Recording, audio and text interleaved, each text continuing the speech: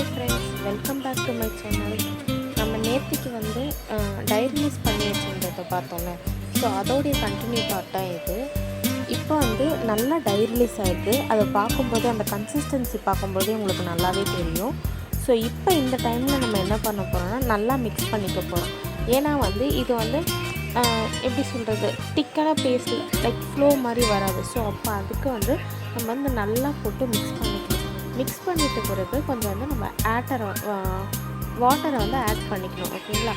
நம்ம தேவையான இதுவும் அதே தான். எப்படி நம்ம டைரிலைஸ் பண்ணுறதுக்கு முன்னாடி வாட்டர் அந்த பவுடரில் ஆட் பண்ணமோ அதே மாதிரி நம்ம வந்து அந்த ஃப்ளோ வரும்போது ட்ராப் பை ட்ராப்பாக தான் நம்ம வந்து வாட்டர் ஆட் பண்ணணும். சேம் அதே தான். ஃப்ளோ வந்து நிறைய தண்ணி அடிச்சுன்னா நமக்கு வந்து ஃப்ளோ சரியாக வராது. அதேமாரி தண்ணி ரொம்ப கட்டியாக இருந்தாலும் நமக்கு வந்து ஃப்ளோ வராது. ஸோ நம்ம அப்படி நான் ஏன் இப்படி தூக்கி எடுக்கிறேன்னு பார்த்தீங்கன்னா, அப்போ தான் வந்து நமக்கு அந்த ஃப்ளோ நிற்காமல் வருதான்னு பார்க்குறதுக்கு அது செய்வாங்க. ஓகேங்களா? ஸோ அப்போ அந்த மாதிரி நம்ம வந்து வாட்டர் ஆட் பண்ணி நம்ம அந்த கன்சிஸ்டன்சிக்கு நல்லா கொண்டு வரணும். ஓகேங்களா?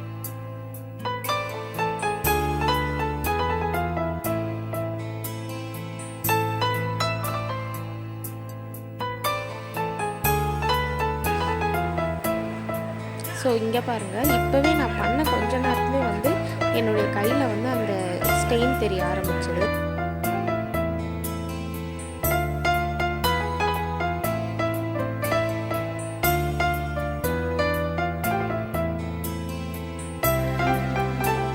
ஸோ இந்த மாதிரி ஒரு கன்சிஸ்டன்சியில் வந்த பிறகு நம்ம வந்து இதை வந்து ட்ரான்ஸ்ஃபர் பண்ணிக்க போகிறோம்.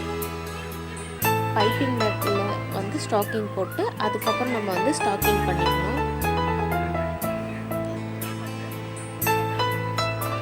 இது வந்து ரொம்ப லைக் மெஹந்தி ஆர்டிஸ்டாக இருக்கவங்களுக்கு தெரியும். இந்த ஸ்டாக்கிங்கில் வந்து பைப்பிங் பேக்கு கொண்டு வரது எவ்வளோ ஒரு கஷ்டமான ஒரு ப்ராசஸ் அப்படின்றது.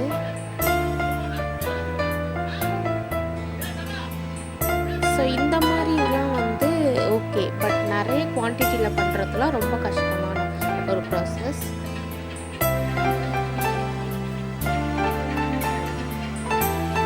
ஒன்ஸ் எல்லாத்தையும் எடுத்துகிட்ட பிறகு நம்ம வந்து அந்த ஸ்டாக்கிங்லேருந்து பைப்பிங் பேக்கு ட்ரான்ஸ்ஃபர் பண்ணிட்டோம். ஸோ இதை தான் சொன்னேன், ரொம்ப கஷ்டமான ப்ராசஸ். ஸோ நெக்ஸ்ட்டு வந்து இதை இப்படி பண்ணிவிட்டு நம்ம வந்து அந்த கிளிப் போட்டு வச்சிட்டோம்னா நம்ம கரெக்டாக இருக்கும். ஓகேங்களா?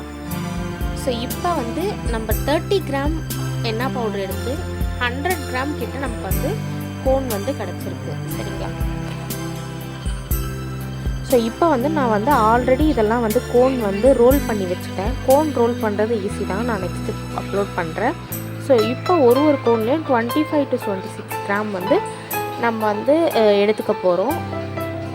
எடுத்துகிட்டு நம்ம வந்து டேப் பண்ணிட போகிறோம். டேப் வந்து ஃபஸ்ட்டு அதில் வந்து 3 டேப் வந்து பேஸ்ட் பண்ணிவிட்டு அதுக்கப்புறம்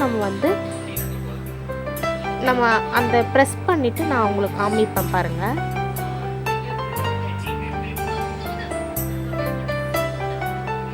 இப்போ நம்ம கீழே வந்து செக் பண்ணி பார்த்துக்க போகிறோம், ஃப்ளோ கரெக்டாக இருக்கா அப்படின்னு சொல்லிட்டு. பாருங்கள் எப்படி ஃப்ளோ வருது. ஸோ இப்போ வந்து நம்ம கீழே டேப் போட்டு விட்டுட்டு, ஏன்னா ஃப்ளோ அந்த மடிக்கும்பொழுது கீழே வராமல் இருக்கிறதுக்கு நம்ம டேப் போட்டு கீழே விட்டுட்டு, நான் ஸ்மால் சைட் டேப்பாக இருக்கிறதுனால நான் வந்து நிறைய டேப் யூஸ் பண்ணுற மாதிரி இருக்கும். இதுவே இந்த பெரிய டேப்லாம் இருக்குல்ல, ஸோ அது போட்டோம்னா நம்ம சீக்கிரமாக முடிஞ்சிடும். ஸோ இது தான் ஓகேங்களா? ஸோ அதே மாதிரி வந்து நான் நெக்ஸ்ட்டு கோனை வந்து நான் உங்களுக்கு வந்து காமிச்சிருக்கேன்.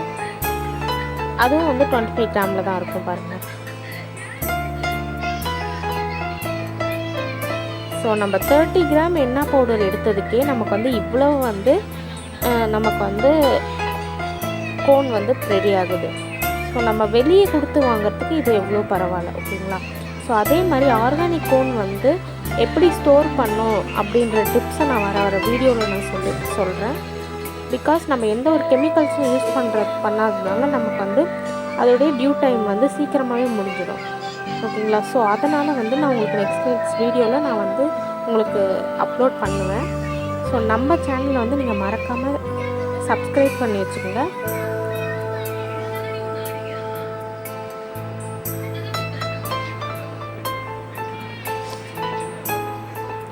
தேங்க்யூ ஃபார் வாட்சிங். நெக்ஸ்ட் வீடியோவில் நம்ம பார்க்கலாம். பாய் பாய்.